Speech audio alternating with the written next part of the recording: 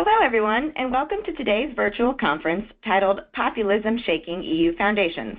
My name is Emily Slater, and I am the Deputy Director here at the Bretton Woods Committee. I would like to thank our global audience in attendance, especially all of our Bretton Woods Committee members, as well as our esteemed speakers for joining us today. This program is part of our Regional Spotlight Series, which aims to evaluate critical economic, development, and trade issues affecting key countries and regions across the globe. Today, we will examine the implications of a changing European political climate on regional economic, monetary, and fiscal integration. Before we get started, I would like to go over a few items so you know how to participate in today's event. We've taken a screenshot of an example of the Attendee Interface. You should see something that looks like this on your own computer desktop in the upper right-hand corner. The orange arrow icon pictured here allows you to collapse and expand the control panel. By default, you have joined the presentation's audio using your computer's speaker system or voice over IP. If you would prefer to join over the telephone, just select Telephone in the audio pane and the dial-in information will be displayed. Please note that if you join via telephone, you may not have the ability to pose questions during the Q&A portion. If you have a question, please type it into the questions pane of the control panel. You may send in your questions at any time during the virtual conference. We will collect these and call on individuals during the Q&A session at the end of the discussion. Currently, all participants are in listen-only mode as indicated by the muted icon in the middle of your control panel. During the Q&A portion of the presentation, we will unmute individual lines so you can pose questions to the speakers directly. When you are called upon, you will need to ensure that you click the microphone icon to unmute yourself from your end as well. The microphone icon on your control panel will turn green when your microphone is enabled. Finally, you may view today's virtual conference in full screen mode by clicking the blue square on the control panel. I would now like to briefly introduce our speakers. We have with us today Dr. Beatrice Weder de Mauro, who is Chair of Economic Policy and International Macroeconomics at the University of Mainz in Germany, and is currently a Distinguished Fellow in Residence at INSEAD, Singapore, where she is joining us from today. For 8 years, she served on the German Council of Economic Experts, the leading economic advisory body to the German Chancellor. Additionally, she serves on the Board of Directors of UBS Group, among other executive boards, and has advised various European governments and international organizations, including the European Commission, IMF, World Bank, OECD, G20, and she also holds several research fellowships. We also have with us today Dr. Gerard Lyons, who is a board member of the Bank of China, UK. He's Chief Economic Strategist and shareholder at Netwealth Investments, advisor to financial consultants Parker Fitzgerald, and Chief Economic Advisor to the think tank Policy Exchange, in addition to serving on advisory and executive boards of several organizations. From 2013 to 2016, he was Chief Economic Advisor to Mayor of London, Boris Johnson. Previously, he spent 27 years in senior roles at Chase Manhattan, Swiss Bank, DKB International, and Standard Chartered Bank. And finally, we have Mr. Tony Fratto with us, who will be moderating our conversation today. Tony is a founding partner of Hamilton Place Strategies, a communications consulting firm based here in Washington, D.C., where he leads the firm's business strategy and client teams in the sectors of finance and international economic policy. Previously, he served as Deputy Press Secretary and Deputy Assistant to President George W. Bush. He also served in several senior roles at the U.S. Department of Treasury, including Assistant Secretary of the Treasury, leading on G7, G20, IMF, and World Bank activities. He currently sits on the boards of the World Food Program USA and Center for Global Development, among others. So again, I would like to thank our speakers for joining us today. And with that, I'll turn it over to Tony, who will tell you a little bit more about today's discussion. Thank you, Emily. Appreciate the introduction, and I appreciate Beatrice and Gerard for joining us on this multi-continent discussion of this important issue and timely issue. I think sitting here in Washington today, where we had a populist outcome to an election back in November, and now we're in the midst of seeing implementation of policies to execute on what I think was the expression of that election, and how that's carrying out gives some reflection to when we look across to what's happening in Europe right now with Brexit, the likely triggering of Article 50 in Brexit later this month, and the negotiations with Europe, elections in the Netherlands tomorrow, and in Germany and France later this year, and what that means for the future of Europe, how the expression of those votes and those electoral outcomes will have an impact on the economics of the countries, the economic region, and its relationship with traditional allies and trading partners like the United States and other countries. Very excited to have Beatrice and Gerard with interesting perspectives, especially with being able to provide some context for what the conditions are that are leading to these electoral outcomes, the rise of populist parties, what it means, and how it may result in relationship and policy changes with all of these countries. So I think what I'd like to do first is turn it over to Beatrice for some introductory remarks, and then turn it to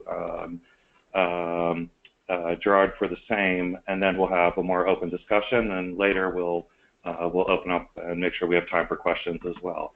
Beatrice, why don't I turn it to you first? Thank you very much for having me here on this webinar. And the question you were posing is populism shaking the foundations of the EU and Europe. So my remarks, I really want to make three. One is, what was the impact of Brexit? Second, what are the prospects of populism in Europe, and concentrate on the three big countries? And what if, against the odds, the Front National wins? So first, Brexit did not really happen in the economy. This is true for the Europeans, for the Eurozone, as much as for the UK. So the Eurozone was already in a recovery mode, and despite Brexit and policy uncertainty, growth is in fact accelerating, as the latest forecast of the ECB confirmed. In the UK, it was a bit more surprising that not much happened, and there is a debate going on whether this, what the reasons are for the resilience of the UK economy. But certainly it is fair to say that it's not clear yet how the policy uncertainty and the deals in the negotiation will ultimately resolve. So this is, in that sense, Brexit has not happened yet. I would say that politically, however, Brexit in a way has already happened. So in the UK, the political feedback of this relatively resilient economy has been a hardening of the political stance, in the sense that there is a conviction that one can do a good deal. And on the European front, again, a hardening on of the political front, because the relatively resilience of the UK reinforces populist movements in other countries and hardens the stance of the core European countries. They have a shared interest in not giving the UK too sweet a deal that would further strengthen anti-European movements. Now, some in the UK would rather face a divided and weak EU in these negotiations, and actually hope for other countries to stampede to the exit. I argue that this is very unlikely. So let me start with Germany. So what are the factors contributing to the AfD, Alternative für Deutschland, strength? Well, one, the ECB is not popular in Germany, and this may be surprising given the large benefit Germany actually gets from a relatively undervalued real exchange rate. But this is not sufficiently understood and communicated compared to the suspicion that the ECB is actually a big transfer union to the benefit of the South. And ultra-low interest rates are also very unpopular with savers and savings banks and insurance companies. The whole sector has also been complaining very loudly. The EU is not very popular in some quarters, and there is a long-standing habit, not only in Germany, for the conservative right to scapegoat Brussels for anything that people don't like. And finally, social inclusion policies in Germany have not been very successful. the rise of Pegida, an anti-Islamic movement, dates way back and is not new. The new element is, of course, the large number of refugees that have arrived in Germany over the last years. Now, in Germany, however, the AfD and the populists are gaining strength, but they're not likely to be in government. The real story in Germany is that Martin Schulz has, in a way, changed the political equation. His party now is at par with the CDU, and personal ratings he's even ahead. And he has this new, fresh, charismatic and articulate look. He is bold in his speeches. He sounds a bit like a populist, but, and this is important, he stands for an open society and is pro-European. In fact, he is bilingual French and German. And therefore, it is not impossible that he will be heading the next government. In any case, he promised that it will be a very interesting campaign between him and Chancellor Merkel. Now, going to Italy, well, Italy, the protest vote of Grillo is massive, but it is also not new. And the Cinque Stelle movement has actually proven to be quite ineffective in office. They usually lack the personnel and experience to govern, and this has become increasingly obvious. So arguably, Italy has already experienced a populist strongman government in the name of Berlusconi. So what are the chances of Italy actually exiting the euro, which is one of the promises of Cinque Stelle? Here the same arguments apply and the same reasoning applies as we have all gone through in the case of Brexit. Remember Brexit, it's not so long ago that was the big debate. Well, essentially the exchange rate would depreciate massively, liabilities are in euros, deposits are in lira, and there would be an immediate run on banks and sovereign debt. And remember that we have been there in case of the sovereign debt already before the OMT and the ECB intervention. So the very quick consequence would be an insolvency of both the state, the banks, and large parts of the private sector, which is certainly not a very enticing kind of policy. Now, I move on to France. The Front National, in many ways, has large similarities, in my view, with the UK, but big differences too. Certainly, one of the similarities is the wish to go back to some past grand nation or big empire.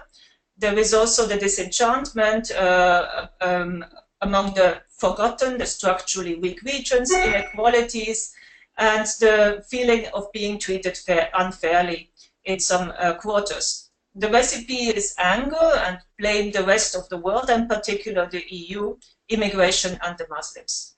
But there are also important differences.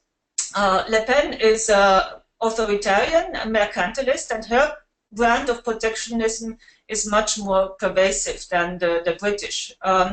Also, she stands for more regulation and planning, therefore rather for big government. And finally, the biggest difference, France is in the Eurozone. So the arguments that I made for Italy before apply with even stronger force. So Le Pen promised, what if she, against this my last remark, what if against all odds the Front National won the second round? Le Pen promised a referendum on Brexit within 6 months.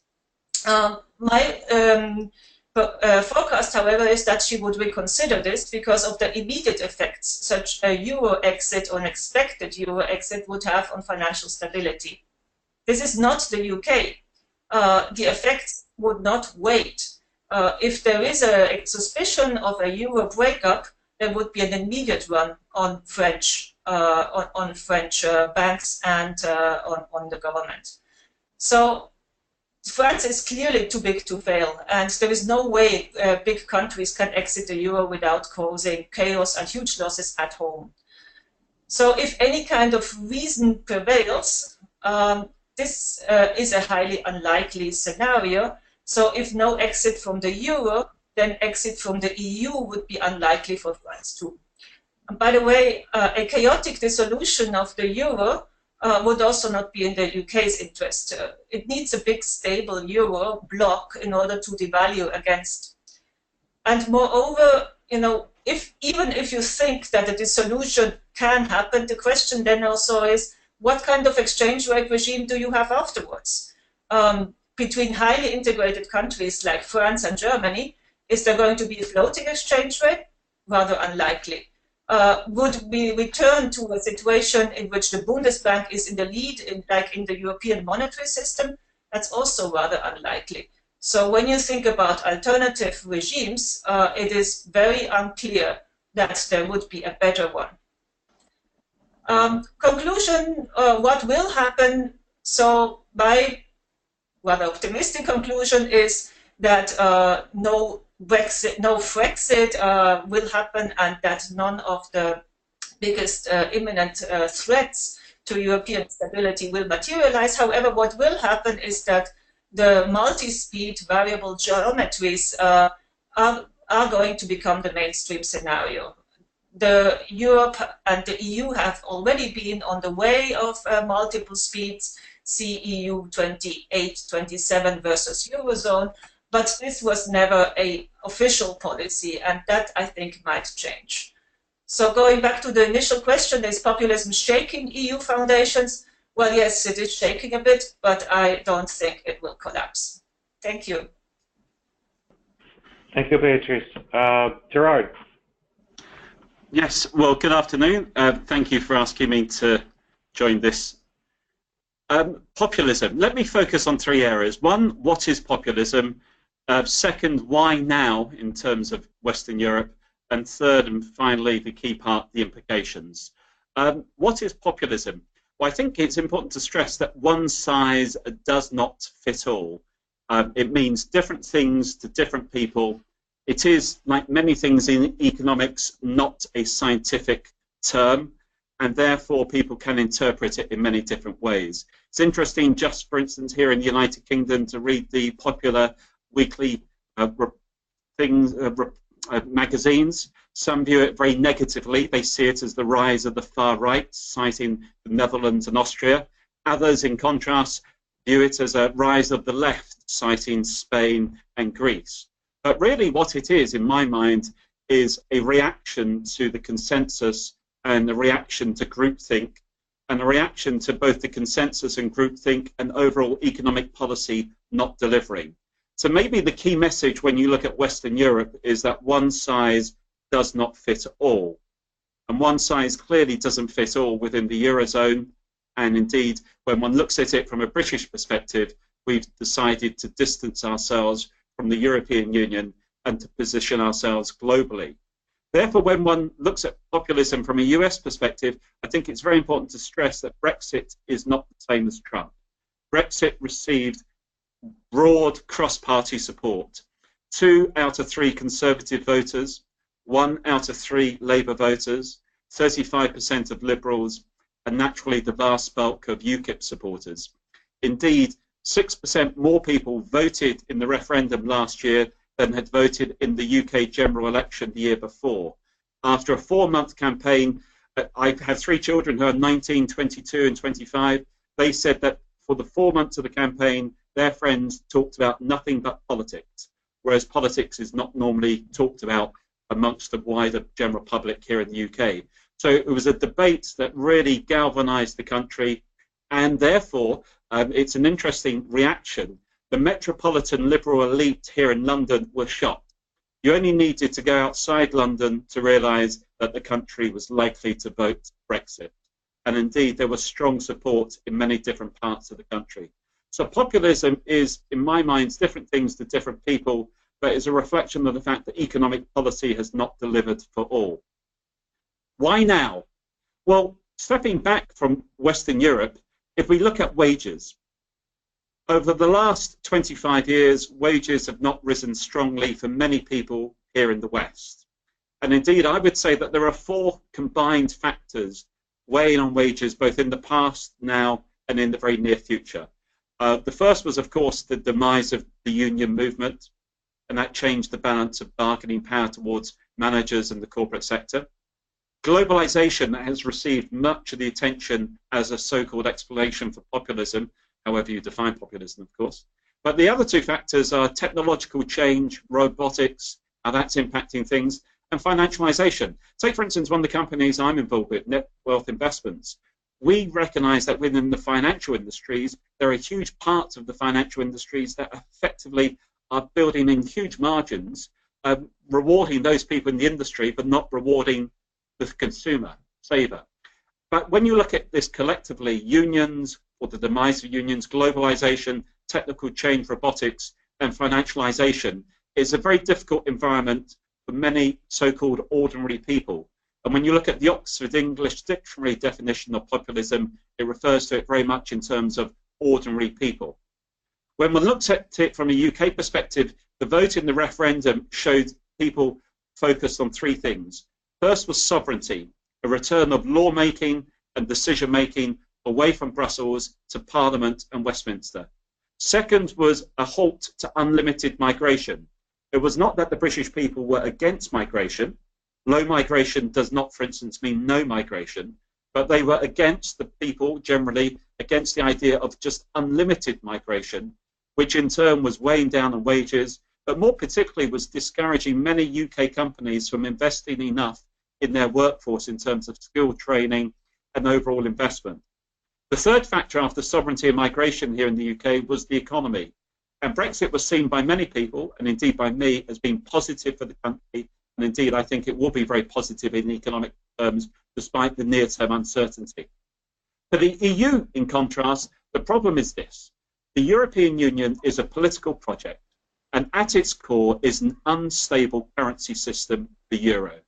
The euro does not work, and the euro is effectively trying to imply that one size fits all.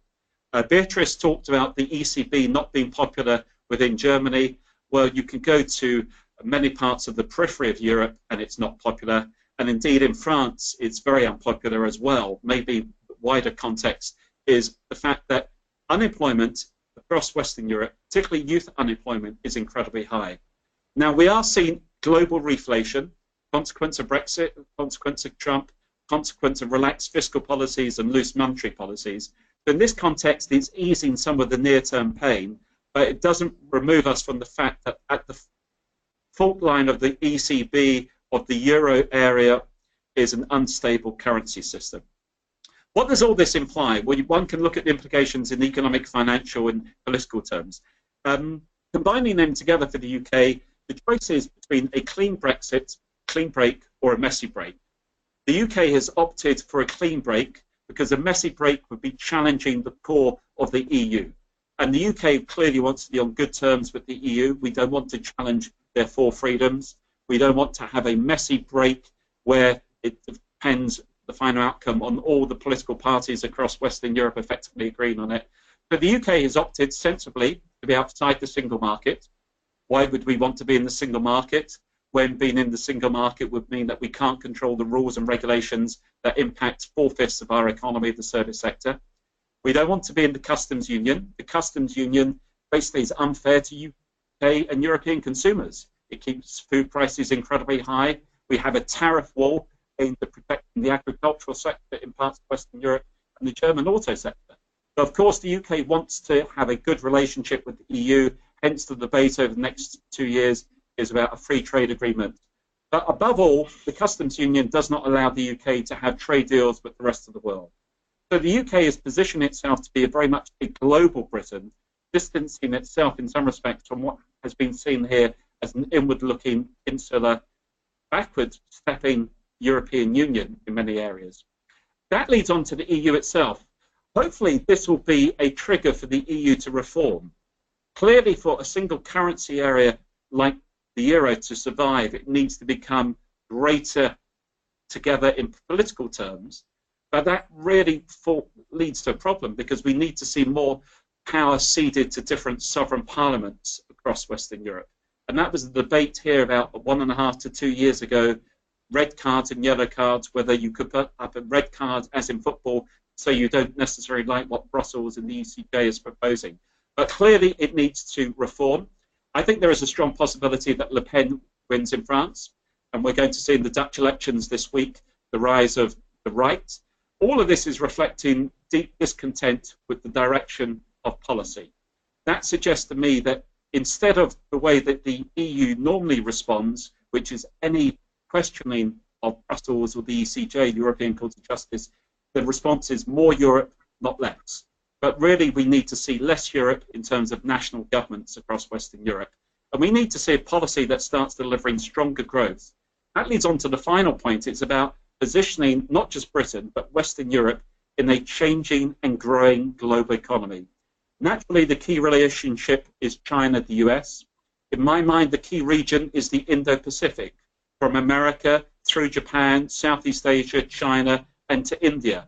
That's where the innovation is. Britain intends to be an innovative economy. Britain needs to be a more productive economy as well.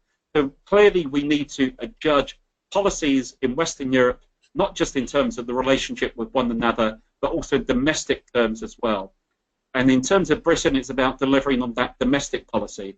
And maybe the last 20 seconds, stepping back in economic terms, the economic profession has had too much groupthink, too much consensus thinking, and has been too wrong too often on too many issues.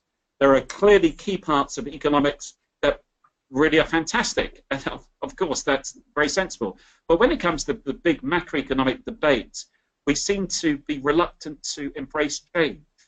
And in terms of monetary policy, as Beatrice touched on at the very beginning, I think we do need a rethink of monetary policy.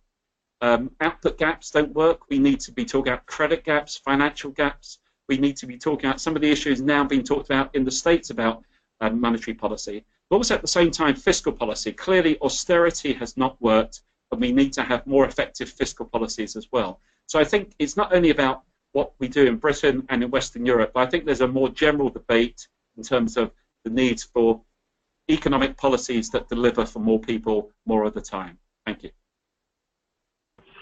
Thank you, Beatrice and Gerard, for those introductions. I have to say, listening to both of you, I feel like I wish we had an extra hour and a half because there's so many, I think, really consequential and interesting points that you made. There's one in particular that I want to see if I can get you both to address again, because Beatrice, you seem to say that it was essentially inevitable that because of costs and because of the progress of or lack of progress with some of the populist movements, the unlikeliness of them to succeed. For example, in the Netherlands, it's true that builders will likely poll very well, but will not be part of government. But you seem to indicate that Europe is inevitable to stay together and not fall apart for a whole host of reasons. But Gerard, with your points about the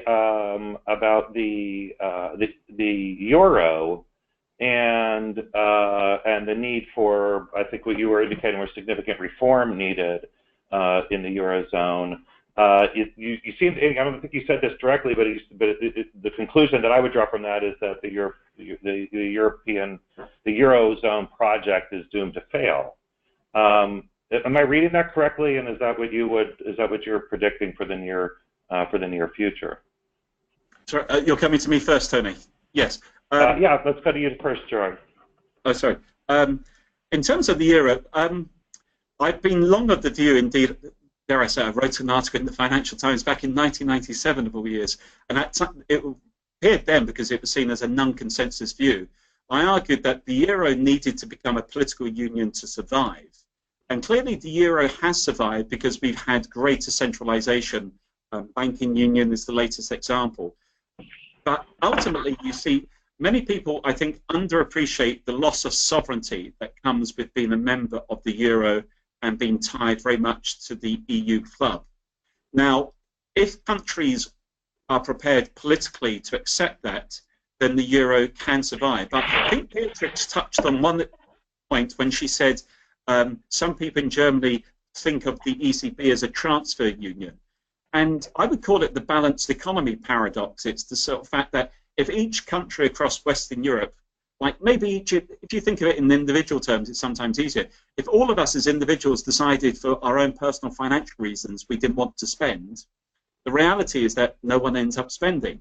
And if Western European countries are all trying to get their fiscal house in order, then the reality is, as we've seen in recent years, is a lack of demand, a lack of lending, a lack of confidence. The challenge, and it's really at the heart maybe of the Bretton Woods Committee in terms of its origins in terms of Bretton Woods, the challenge has always been that the adjustment has always been put on the debtors, whereas the surplus side often needs to do more. And one of the real challenges, it seems to me, is that when one looks across Western Europe in recent years, say Greece, 1 in 2 young people are unemployed, Spain, 1 in 4 young people are unemployed, in Ireland, 23% of qualified people under 25 have emigrated in the last 2 years. The adjustment has very much been borne by those countries. And some people are saying maybe Germany and the Netherlands need to do even more. And that fiscal transfer needs to be part of it. So I think there is a real challenge. And coming back to your point, Tony, I think that you do need a multi-speed euro, or it fails. But if you have all the countries prepared politically to stay in it, then there needs to be more give. The loss of sovereignty on the periphery, that maybe Germany in terms needs to do things it doesn't want to do at the moment in terms of that fiscal transfer side. Beatrice? Gerard, to me, you sound a bit like you're still fighting for Brexit, and part of and we've moved on. We're having Brexit. We're very pleased with that. Kind of habit, but part of that is also the hope that other countries will follow on that route, and that's what I think is not going to really happen. There is a strengthening, admittedly, of populist movements, and we can discuss what populism really means and what it is and what it isn't. But you know, your main argument is about the euro, and I would dispute that the euro is an absolute failure. To the contrary, if you look at the Eurozone, it is growing at a reasonable clip. It is recovering. The ECB has done the right things, maybe with a bit of a delay, but I don't think that there is a question that the ECB has done the right things. There is also a recognition that there are other measures that need to follow in terms of, you know, fiscal and political further integration. But that's not a secret, and it's not a discovery by that the British made, actually. And, you know, then let me get to the loss of sovereignty. I think that is something that is an absolute scapegoat, or is a straw man, that's what you should call it. What kind of, if you look at the currency regimes of Europe post the Bretton Woods area, what is the characteristic? It's always an attempt to stabilize exchange rates in some way or another. And some of the regimes were more successful than others. The most, you know, stable one for a while was the European monetary system. But what was the problem of that? Well, it was one central bank essentially at the lead, the Bundesbank, and others had to follow. And when asymmetries developed there, it blew up spectacularly. So, you know, a constant repeat of crisis, currency crisis, was the consequence of this alternative system. So what I challenge all people who think the euro is not the right system to please come up with a currency regime for the European Union and for the Eurozone countries that would actually work.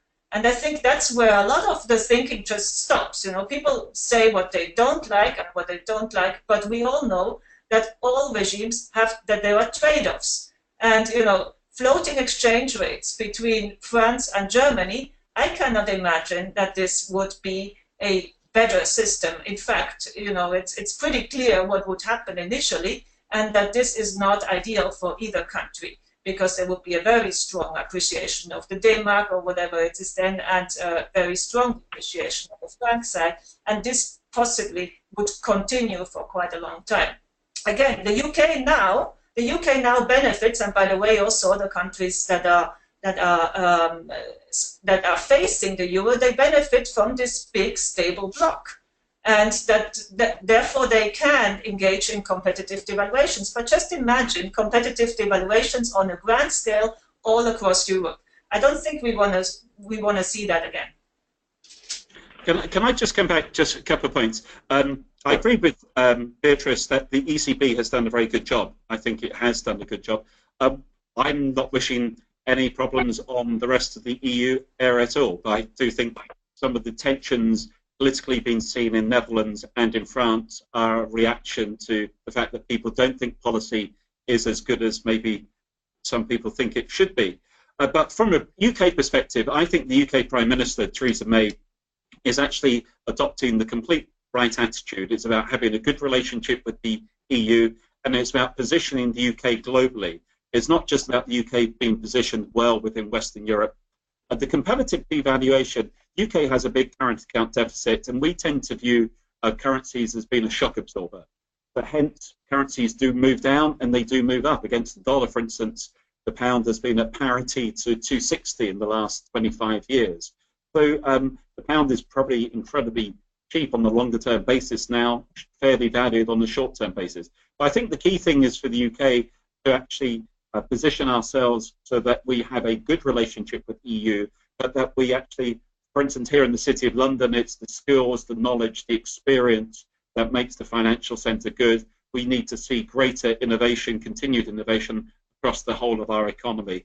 So I think from a UK perspective, we have a interesting adjustment in the next couple of years. I would say that we're very positive here about what needs to be done for the UK economy. One of the it's not quite a paradox. It's just a reality of governing today is that dealing with those kinds of changes take time, right? I mean, even if you're for a clean Brexit, we know it's going to take some time to negotiate the relationship with Europe, and so my question on that, and Gerard, you raised this earlier when you talked about the conditions impacting workers. I think in all of our countries, if there is a thread that goes through all of the countries who are dealing with populist uprisings, or just dealing with inequality, or maybe not as much wage growth as we're hoping for, is this the difference in the returns to workers who have achieved higher levels of education, and workers who are more vulnerable to technological change, and those are two things that aren't going to change in the near term. And so as Britain goes through Brexit, and if we think of Brexit as maybe a grand social experiment for European countries to look at and see whether that future makes sense for them, the question I have is, will the proponents of Brexit, who are even 2 years from now or 4 years from now probably still going to be dealing with those forces of not having the same returns as those who have achieved higher levels of education, and still dealing with technological change that are impacting their employment opportunities. Are they satisfied, and does it look satisfying enough at that point and quickly enough for people to feel good about Brexit?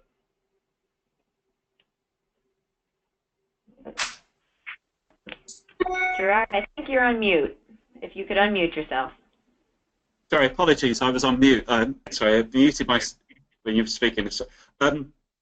In terms of answering that question, I think it's important to stress that when people voted for Brexit, sovereignty was probably the most important issue, migration, then the economy. So there are a whole host of different issues.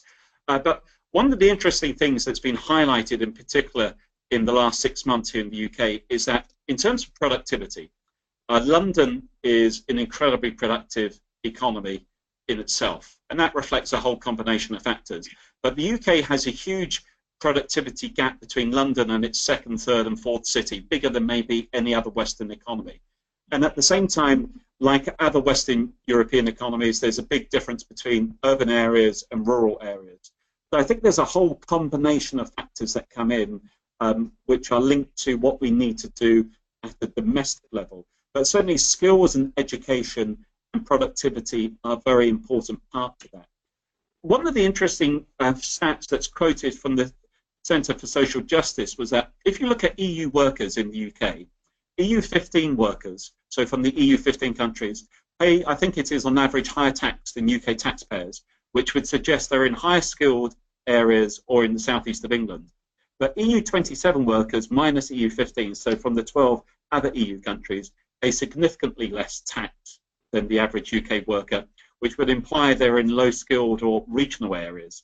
So the impact of migration has been seen differently across different parts of the country, and that comes into the debate. But also very much linked to your question, Tony, I think is the broader issue that if you're a company where you can recruit workers from across Western Europe, you might not be tempted to spend as much money as you might otherwise do or want to or need to on skills and training. And I think that's a key area, the skills, the training, and it links in also to the fact that here in the UK, housing, not linked to Brexit, of course, housing is such a big part of people's income, both either in terms of buying, obviously mortgage rates are low, but buying the property or renting. And therefore, there's lots of other issues about how much discretionary spending people have left over.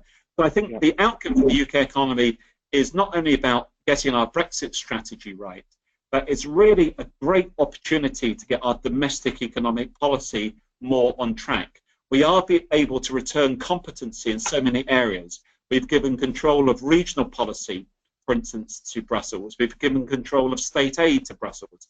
For many areas, we can return competency to the UK, but there's many things that we should have been doing anyway that, ironically, we might now do better just because we're focused on them, hopefully, a lot more.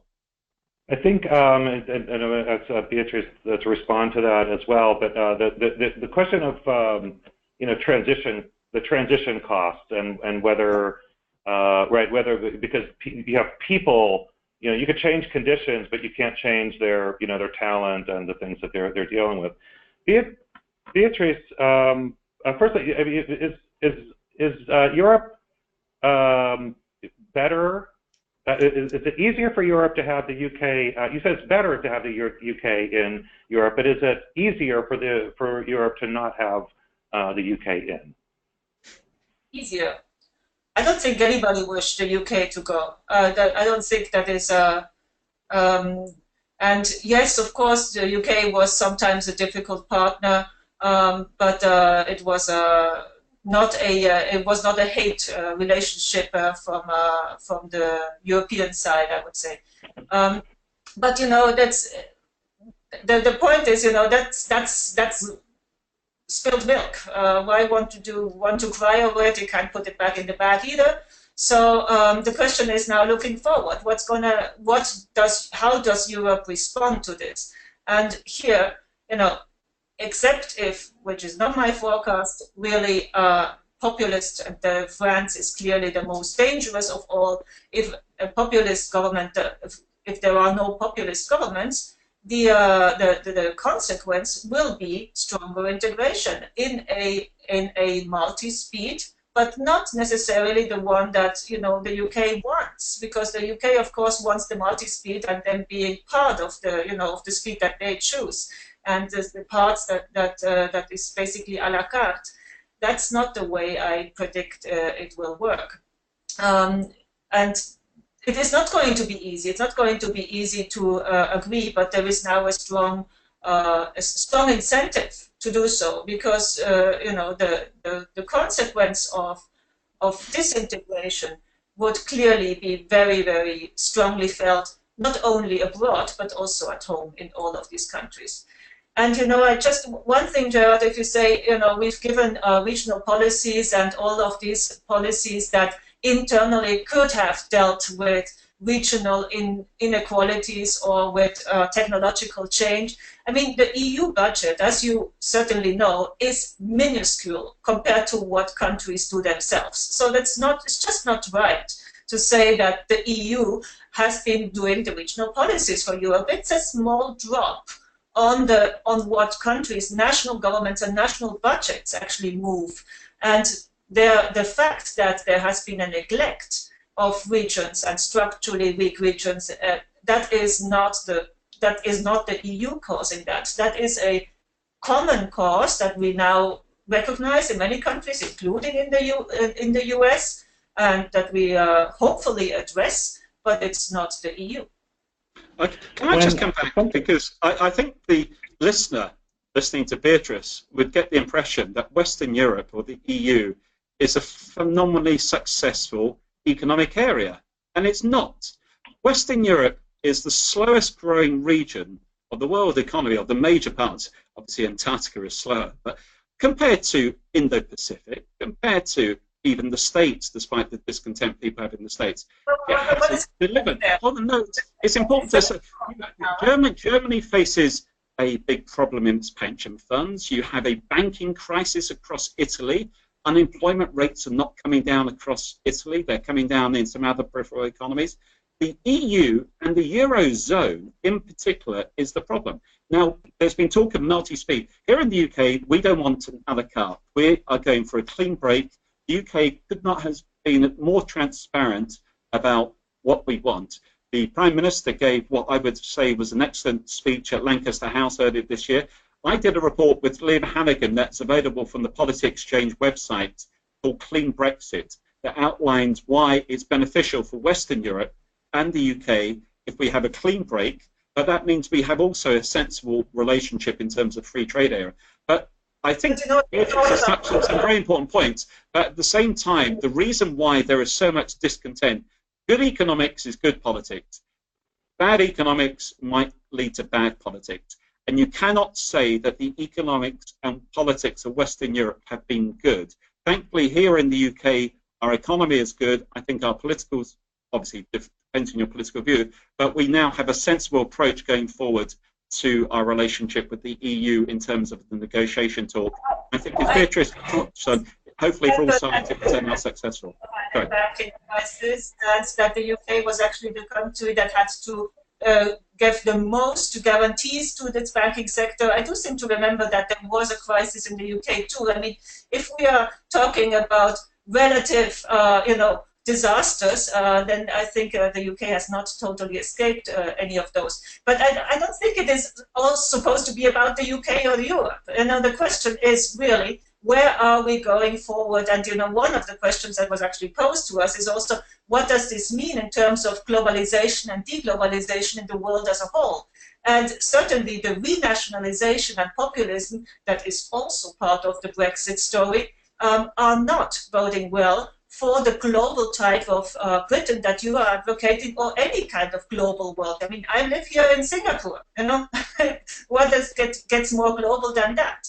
And it is absolutely crucial that these populist movements, that in most of them they are protectionist, that they don't get, that they don't sweep the world. So I think it's interesting here in the, sorry, I was going to just say that here in the United Kingdom, it's very much a global approach. London is very like Singapore. It's very international. And very much the campaign had different issues in it. We need to deliver in terms of domestic policy. At the same time, Britain is very much positioning itself global. So we're talking about free trade. We're not talking about protectionism at all here in the United Kingdom.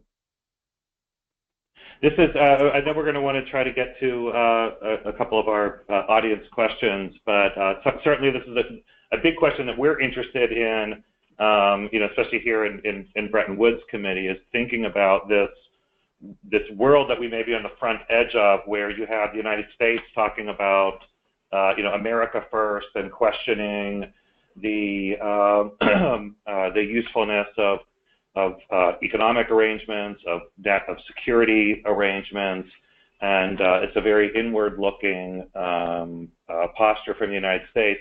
If Britain, and I take your point, Gerard, that Britain wants to have and has a long history of a global view, even during this period where it's been with its relationship to Europe. At the same time, there is a sense of a Britain first, of a UK first view now that is, I think, a little bit different than maybe it had been in the past. But are we at the edge of a change where we are more nationalistic and think less about these arrangements, where we created a whole superstructure of organizations in trade and development at the IMF and national security connections to preserve a stable and growing and prosperous world in the post-war era? Are we at the leading edge of seeing those things come apart? And then if we can get quick answers on that question, I know that you could write a whole book on that question. but a quick answer on that, and then see if we can get to some audience questions. Well, very briefly, well, the IMF and World Bank, for a number of years, the issue has been about both organizations having to change. Voting rights is one example of that. I think what we are seeing is clearly a change in parts of the global economy, and therefore new institutions in some places may be inevitable. China's Belt Road Initiative focus is very much on the Asian Infrastructure Investment Bank. So there are regional power bases as well. I think one of the challenges in Western Europe has been that people have talked the regional story and wanted to act nationally. The UK actually is trying to position itself globally because we need to be innovating a lot more. Western Europe, individual countries in Western Europe do have innovation. Collectively, we have the precautionary principle, things that hold back much of the innovation. So what we really need to do is actually position our own economies to compete globally.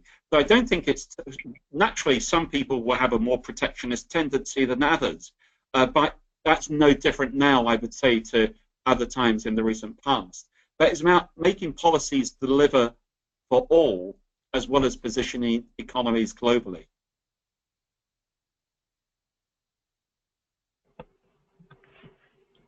Beatrice, anything on that as well? One remark, I think, you know, when you ask what is, where are we going, I think that G20 is clearly in trouble. And if the G20 was the group that was formed in order to fight the last crisis, then it is now not clear that the G20 can achieve anything. The question is more, we have built a number of multilateral institutions that, you know, that will probably be clearly weakened in the going forward. And then the question becomes, is it all going to be bilateral? And if you're talking bilateral, then usually there are different weights that bilaterals can bring in. And therefore, the level playing field that one is hoping for, both in trade, finance, etc., is going to be much more unlevel. That would be my clear prediction. Emily, do we have questions? Yeah, we do have one question I think we have time for, and Gerard had touched upon this and made reference to a multi-speed Euro. So our participant, Valerie Bellon, would like to ask, how do you envision a multi-speed Euro working? Okay, well, it's a reflection of the fact that one size does not fit all, and therefore, if countries are still committed to the EU project, then you would need to recognise that Northern European countries are very different to the periphery of Europe. So you need to have maybe a hard Euro, a soft Euro, a Northern Euro versus a Southern Euro. One of the big questions then is, where does France fit in? Because politically, France sees itself as at the centre of the EU, but you might say economically it's more aligned with the periphery. But one thing is that Germany needs to play a more EU-type role. Germany needs to spend more money. Germany needs to relax policy more. Germany seems to have the benefits of the currency, as touched on at the very beginning, a weaker euro than the Deutschmark. If the Deutschmark had been in existence, would have been much stronger. So you need to accept that within this political bloc, if we look at it like the States, you have free movement of labour, then that fiscal relationship is a more complicated one. And the same thing may be within the EU area.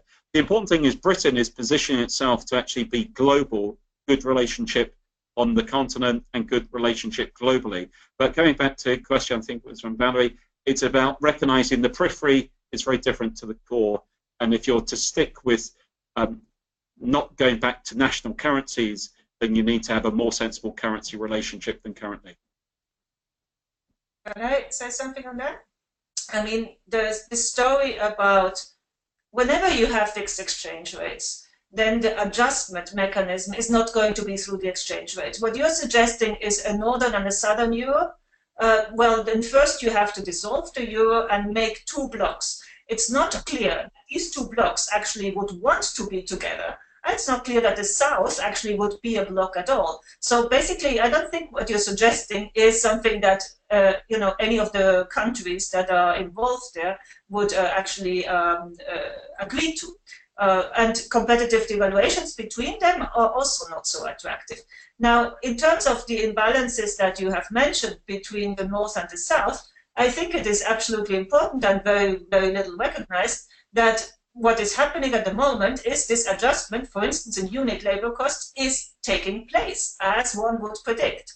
Now, in Germany, labor costs are rising at a much faster clip than in France and in Italy. And therefore, the gap that had been opened has been closing steadily. So the adjustment mechanism, one cannot just pretend and say, oh, these are two different countries, they will never get together. No, there is an economic adjustment mechanism. It is at work. Yeah, I agree with the adjustment mechanism, but the euro works in a fundamentally pro-cyclical way. In the good times, the money goes to the periphery, feeds asset bubbles, as we saw in Spain, Portugal, Ireland, even Greece, because they're seen as high-yielding Deutschmarks, effectively. In the bad times or difficult times, the money goes back to the core and starts to feed inflationary pressures at the core. And the adjustment, yeah, as you say, the adjustment is in unemployment rates. But yeah, it does adjust, but it doesn't adjust in the most sensible way. So politically, if countries are prepared to accept it, then the euro will stick together. But as we're seeing, and this is the key test in France, people want a bigger debate about whether that's the only option ahead for them.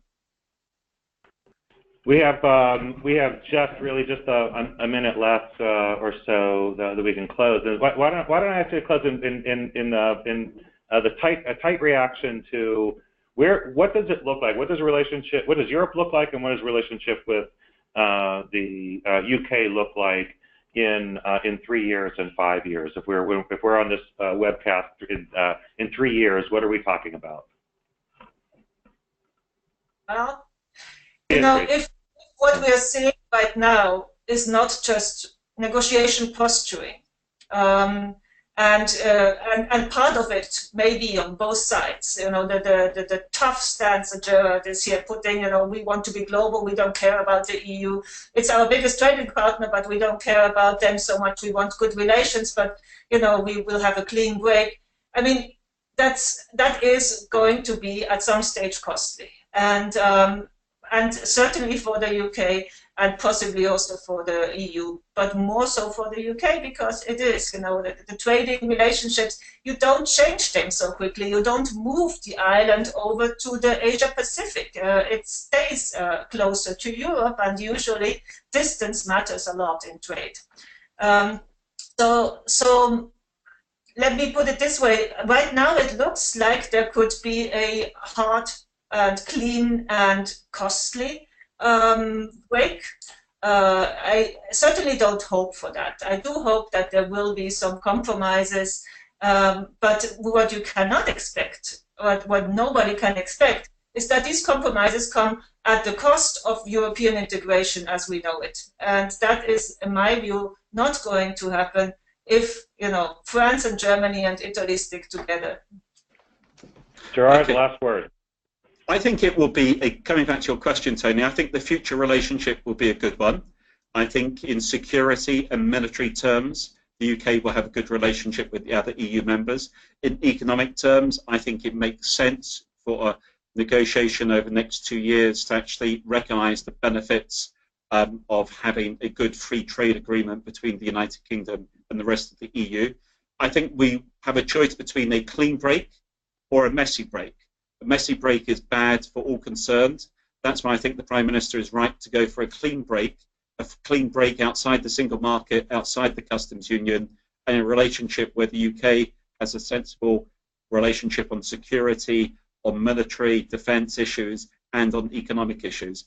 And also, I would like to see this as a trigger, a catalyst for the Eurozone to address some of the fundamental problems. I don't think it's good for anyone if wages are not rising and if unemployment rates are so high. Youth unemployment rates are far too high.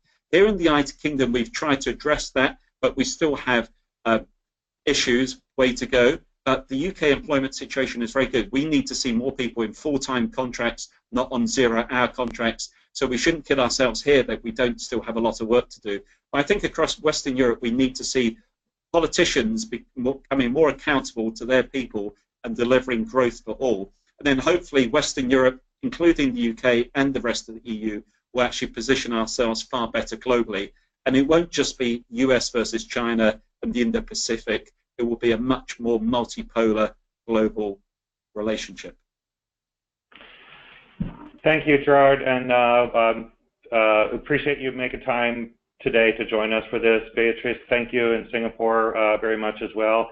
Emily, do you want to close us out? Yeah, just a few final thoughts here. Again, thank you very much to all of our speakers for joining us today and for that really interesting and lively conversation. I really enjoyed it, and I hope all of our members and participants did as well. Just want to let our audience know that a recording of today's virtual conference will be posted on our website, and you will also receive an email within the next 24 hours or so that contains a link to the recording as well. So that's it for us today. On behalf of the Bretton Woods Committee, thanks everyone for joining us. Bye. Thank you.